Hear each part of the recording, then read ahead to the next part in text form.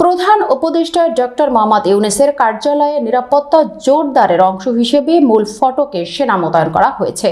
বুধবার ২৬ ফেব্রুয়ারি বিকেল ৫টা ৪০ দিকে ৫টি জিপি করে সেনা সদস্যরা ১ নম্বর ফটকের সামনে এসে অবস্থান নেন। এর আগে বিকেল ৫টার দিকে জুলাই আন্দোলনের শহীদ ও আহতদের মাসিক ভাতা সহ মোট ৩ দফা দাবিতে প্রধান উপদেষ্টার কার্যালয়ের সামনে বিছানা বিছিয়ে শুয়ে পড়েন আন্দোলনকারীরা।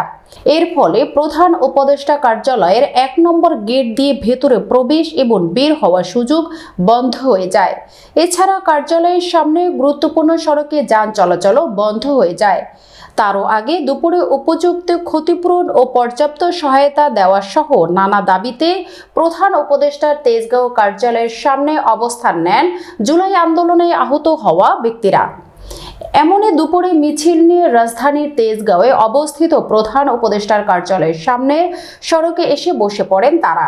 ওই সময় উপযুক্ত ক্ষতিপূরণ ও পর্যাপ্ত সহায়তার দাবিতে নানা স্লোগান দেন তারা।